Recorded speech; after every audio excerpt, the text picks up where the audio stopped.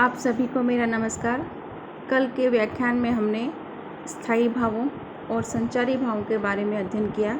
स्थायी भाव 8 हैं और संचारी भावों की संख्या 33 है। इसी क्रम में आज हम पढ़ेंगे सात्विक भाव के बारे में। सात्विक भाव क्या है, कितने हैं, इसे समझने के लिए देखिए कारिका नंबर 22। स्तंभः स्वेदो अथ रोमांचः स्वरभंगो अथ वेपतुः वेवर्ण्यम् अश्रुपलय इत्योष्टो सात्विकाः स्मृताः। यहाँ पर प्रस्तुत कारिका में 8 सात्विक भावों का कथन किया जा रहा है। इसका अन्वय इस प्रकार होगा। स्तंभः स्वेदः अथः रोमांचः। स्तंभः स्वेदः अथ रोमांचः स्वरभंग अथ वेपतुः वेवर्ण्यम् अश्रुप्रलयः इति अष्टो सात्विका स्मृताः। स्तंभ, स्वेद, रोमांच, स्वरभंग, वेपतु, वेवर्ण्य, अश्रुपात तथा प्रलय, ये 8 सात्विक भाव कहलाते हैं। तो सात्विक भावों की संख्या कितनी है? 8। कौन कौन से हैं सात्विक भाव? स्तंभ, स्वेद, रोमांच, स्वरभंग, वेपतु, वेवर्ण्य, अश्रुपात तथा प्रलय, ये 8 सात्विक भाव कहलाते हैं। व्याख्या इस प्रकार से होगी कि नाट्यशास्त्रकार भरत मुनि 8 सात्विक भावों का प्रस्तुतिकरण कर रहे हैं। भरत मुनि के अनुसार, भरत मुनि कहते हैं, इह ही सत्वम नाम मन प्रभवम। मन से उत्पन्न भाव को सत्व कहते हैं। मन प्रभवम, मन से उत्पन्न भाव को सत्व कहते हैं। मनसः समाधो सत्व निष्पत्तिर्भवति। मन की समाधि से यानी मन की एकाग्रता से ही सत्व की निष्पत्ति यानी उत्पत्ति होती है। तो भरत मुनि ने क्या कहा है? इह ही सत्वम नाम मनः प्रभवम। मन से उत्पन्न भाव को सत्व कहते हैं। दूसरी बात, मनसः समाधो सत्व निष्पत्तिर्भवति। मन की एकाग्रता से ही सत्व भाव की उत्पत्ति होती है। अब उन्होंने बताया कि सात्विक भाव क्या है। कोई नट अथवा नटी अपने सत्व के द्वारा, सत्व का मतलब है मन, मन के द्वारा ही रोमांच, अश्रुपात आदि का अभिनय करता है, अतः ये सात्विक भाव कहलाते हैं। कोई नट अथवा नटी अपने मन के द्वारा, उन्होंने बताया कि सत्व के आधार पर ही कोई अभिनेता जो अनुकार्य, जो नाटक में जो उसको सौंपा गया कार्य है, जैसे राम का अभिनय, अनुकार्य राम के सुख दुख में स्वयं को तल्लीन कर देता है। फलतः अभिनेता रामवत ही स्वयं को सुखी और अथवा दुखी समझने लगता है, और इसी सत्व के कारण नट के रामादि बनने के अभिनय को देखकर दर्शक भी सुख और दुख की अनुभूति करता है। तो इन प्रकार के भाव जो मन से उत्पन्न होते हैं वो सात्विक भाव कहलाते हैं। सत्व का मतलब होता है मन, और सत्व से उत्पन्न या मन से उत्पन्न भाव जो हैं सात्विक भाव कहलाते हैं। अब सात्विक भावों की संख्या है 8। तो 8 सात्विक भाव किस प्रकार से हैं, कौन से हैं, उनका क्या मतलब है, वो बता रहे हैं। जैसे कि हमने संख्या बताई 8, उसमें पहला है स्तंभ। स्तंभ का क्या मतलब है? अंगों का संज्ञाहीन होकर निष्क्रिय हो जाना स्तंभ कहलाता है। जिसे हम कहते हैं स्तंभित हो जाना, एकदम जैसा है वैसा के वैसा ही खड़ा रह जाना। हमारे अंग जो हैं संज्ञाहीन हो गए, क्रियाहीन हो गए, निष्क्रिय हो गए, उसको कहते हैं स्तंभ। ये हमारा सात्विक भाव है। ऐसा मन के अंदर ऐसे भाव आ जाते हैं कि हम कुछ कर ही नहीं पाते, निष्क्रिय हो जाते हैं, उस स्थिति को स्तंभ कहा गया है। दूसरा सात्विक भाव है स्वेद। स्वेद का मतलब है पसीना। पसीना क्यों आता है? परिश्रम, थकावट आदि के कारण पसीना आना स्वेद कहलाता है। तीसरा सात्विक भाव है रोमांच। भय, हर्ष, क्रोध, स्पर्श आदि के कारण शरीर के रोम, जिसको कहते हैं छोटे छोटे बाल होते हैं अपने शरीर पे, हाथ पैरों पर, वो होते हैं रोंगटे। शरीर के रोम खड़े हो जाना रोमांच कहा जाता है। और ये सात्विक भाव कब आता है? या तो कोई भय की स्थिति हो, या हर्ष हो, या क्रोध हो, या कुछ स्पर्श हो, इससे हमारे शरीर में हमारे रोम खड़े हो जाते हैं, उस स्थिति को रोमांच कहा गया है। अगला सात्विक भाव है स्वरभंग। भय, हर्ष, क्रोध, जरा आदि के कारण लड़खड़ाते शब्द बोलना स्वरभंग कहलाता है। हम सही तरह से अपने वर्णों को बोल नहीं पाते, लड़खड़ाते शब्दों से बोलते हैं, चाहे वह भय की स्थिति हो, या अत्यधिक हर्ष हो, या क्रोध हो, या बुढ़ापा हो, जिस कारण से हमारे शब्द स्पष्ट नहीं होते हैं, हम लड़खड़ाते शब्दों से बोलते हैं, उस स्थिति को कहा है स्वरभंग। ये भी सात्विक भाव का एक प्रकार है जो नाट्य में देखने को मिलता है। अगला प्रकार है वेपथु। वेपथु का क्या मतलब है? वेपथु का मतलब है कांपना।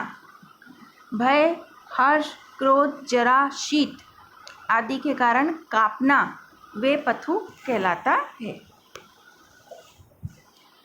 अगला सात्विक भाव है वैवर्ण्य। वैवर्ण्य का मतलब पीला पड़ जाना। किस कारण से पीला पड़ जाना शरीर का? भय, हर्ष, क्रोध, श्रम, थकावट, ताप। ताप मतलब बुखार हो, थकावट हो, श्रम हो, या क्रोध आ जाए, हर्ष हो, भय हो, ऐसी स्थिति में शरीर का विवर्ण हो जाना, पीला पड़ जाना वैवर्ण्य वाली स्थिति कहलाती है। इस सात्विक भाव का क्या नाम है? शरीर का पीला पड़ना वैवर्ण्य कहलाता है। अगला सात्विक भाव है अश्रु। अश्रु का मतलब है आंसू। आनंद, अमर्ष, धूम, अंजन, हर्ष, शोक, भय, अपलक दृष्टि, शीत, रोग आदि के कारण आंसुओं का गिरना अश्रु कहलाता है। हम बहुत अत्यधिक आनंद का अनुभव करते हैं तो खुशी के आंसू आ जाते हैं। धुएं से भी आंखों में आंसू आ जाते हैं।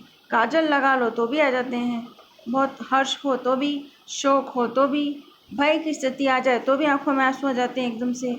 अपलक दृष्टि, बिना पलक झपकाए देखते ही रहते हैं तो भी आंसू आ जाते हैं। या बहुत ठंड के दिनों में भी आंखों में पानी आ जाता है। या कोई बीमार हो, रोग हो, ऐसी स्थिति में भी आंसू आ जाते हैं। तो ये सब आंसुओं का गिरना क्या कहलाता है? अश्रु। अगला सात्विक भाव है आठवां प्रलय। श्रम, मूर्छा, मद, निद्रा, आघात, मोह आदि के कारण सूध बूध खो करके बेहोश हो जाना प्रलय कहलाता है। प्रलय की स्थिति मतलब शरीर का सूध बूध खो जाना और बेहोशी की स्थिति में आ जाना क्या कहलाता है? प्रलय। तो इस प्रकार से ये 8 सात्विक भाव बताए हैं। कौन कौन से हैं 8 सात्विक भाव?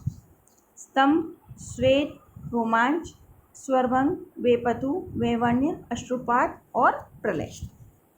अब इसके अंदर विशेष बात यह है कि आचार्य अभिनव गुप्त के अनुसार सात्विक भावों के अंदर व्यभिचारी भाव और अभिनय दोनों के धर्म विद्यमान होते हैं। व्यभिचारी भाव और अभिनय दोनों मिलकर के सात्विक भाव का निर्माण होता है।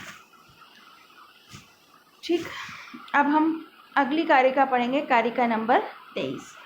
वो अभिनय से संबंधित है। नाट्य में अभिनय कितने प्रकार का होता है, इस बात को इस कारिका के माध्यम से बताया गया है। देखिए, कारिका नंबर 23।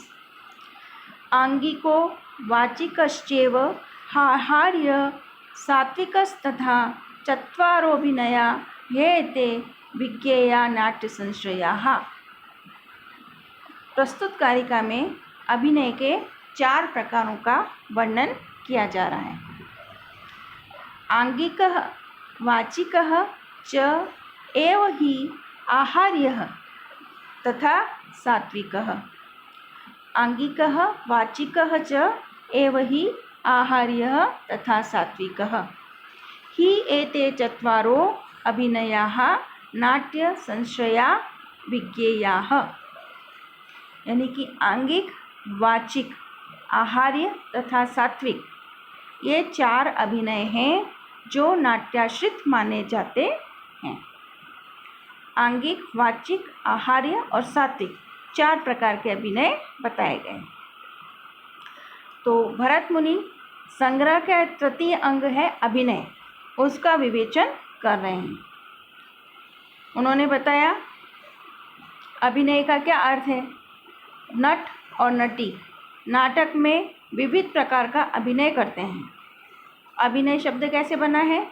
अभि उपसर्ग है और नी धातु उसमें अच प्रत्यय से अभिनय शब्द बना है, जिसका अर्थ है चेष्टाएं करना। अभिनय का क्या मतलब है? चेष्टाएं करना। और ये अभिनय किसके द्वारा किया जाता है? नट नटी के द्वारा। अब वो अभिनय होता है वो कितने प्रकार का होता है, इस बात का विवेचन भरत मुनि कर रहे हैं। वो बता रहे हैं कि नट नटी द्वारा, नाटक के पात्रों द्वारा जो अभिनय किया जाता है उस अभिनय के भी 4 प्रकार होते हैं। चतुर्विध प्रकार प्रतिपादित किए हैं। पहला है आंगिक। शरीर के विविध अंगों, मुख तथा चेष्टाओं द्वारा किया जाने वाला अभिनय आंगिक कहलाता है।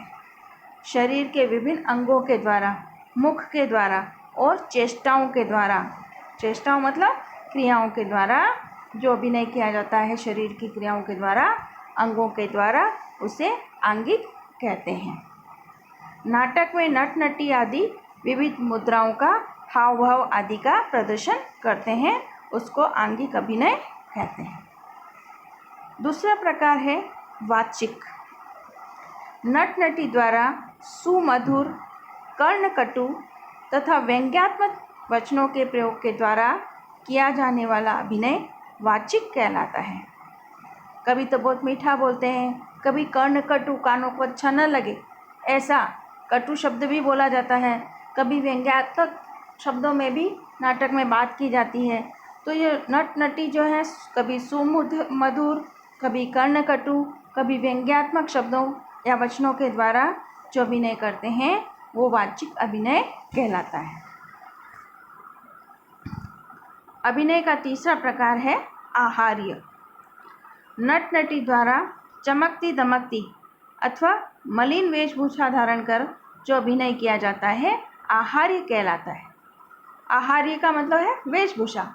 कभी तो अच्छी चमकती दमकती बहुत सुंदर वेशभूषा पहन लेते हैं, कभी फटी पुरानी मलिन वेशभूषा पहनी जाती है। इस प्रकार जो वेशभूषा बदल करके जो अभिनय होता है वो कहलाता है आहार्य। तो कोई भी वेशभूषा जो होती है वो नाटक का प्राण होती है। वेशभूषा से, जैसे कि कोई राजा है और राजा के कपड़े पहना तो वो बना बताया अपन को उसके आने से ही पता चल जाएगा कि ये राजा है, इसलिए इसका बड़ा महत्व है। चौथा अभिनय का प्रकार है सात्विक।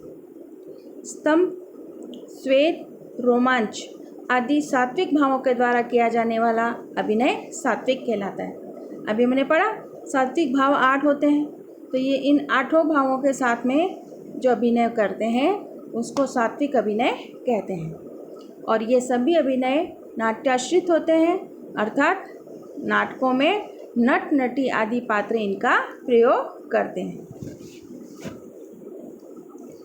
अब अगली कारिका आती है।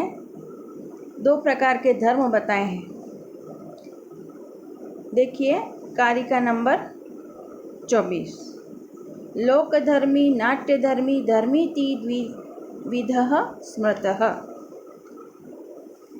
द्वि यानी 2, द्विधर्मी नाट्यांग का वर्णन यहाँ पर किया जा रहा है। नाट्य के अंग कितने हैं? 2 धर्मी हैं। कौन से दो धर्मी हैं? लोक धर्मी और नाट्य धर्मी। लोक धर्मी तथा नाट्य धर्मी इस प्रकार धर्मी दो प्रकार का माना गया है। नाट्य शास्त्रकार भरत मुनि संग्रह के चतुर्थ अंक धर्मी का विवेचन कर रहे हैं।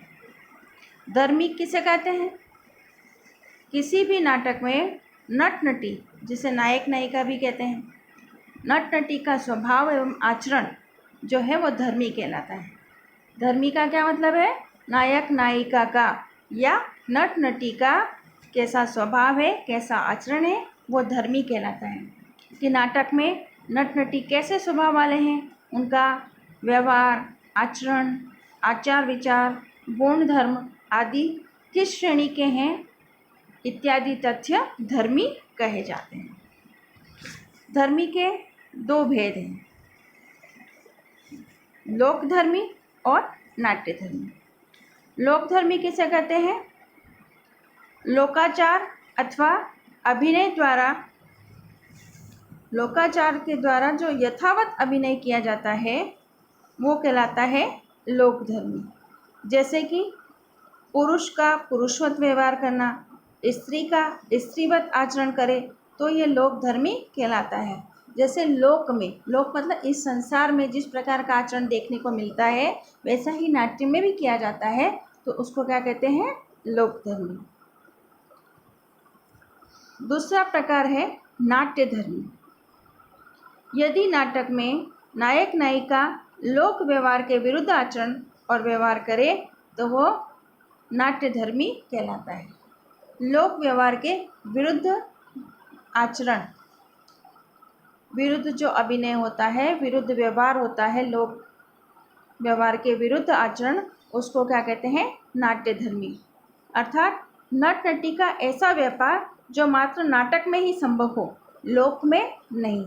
संसार में वो व्यवहार संभव नहीं है, लेकिन नाटक को दिखाने के लिए नाटक में वैसा अभिनय संभव है जो लोक के विरुद्ध है, लेकिन नाटक में वो किया जा रहा है, उसको क्या कहते हैं?